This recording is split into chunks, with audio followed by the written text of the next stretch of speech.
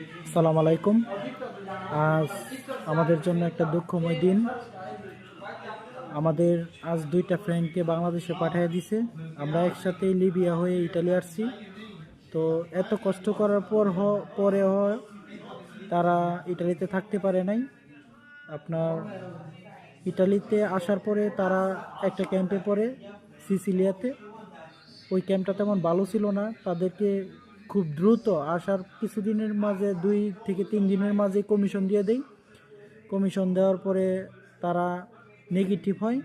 Negative হওয়ার পরে দ্বিতীয় কমিশনের যে আবেদন করার জন্য উকিলকে বেশ কিছু অর্থ প্রদান করে, কিন্তু সে অর্থগুলি প্রদান করেও তাদের দ্বিতীয় কমিশনের জন্য আবেদন করা হয় নাই। না হওয়ার ফলে তাদেরকে পুলিশ ধরেছে। পুলিশ ধরে তাদেরকে আজ বাংলাদেশে পাঠিয়ে দিছে।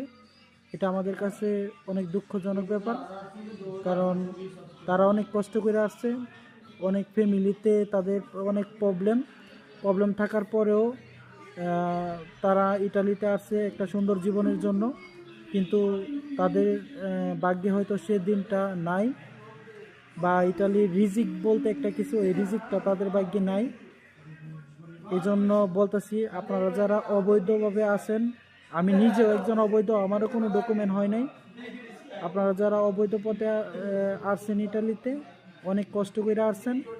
তো আমি মনে করি কমিশন দিলে, সব ক্যাম্পে হয়তো হয় না এগুলি, কিছু কিছু ক্যাম্পে হয়। যদি কমিশন দেয়, এই ঘটনাগুলি যদি আপনাদের সাথে হয়, তো আমি মনে করি আপনাদের ক্যাম্পে থাকার দরকার নেই।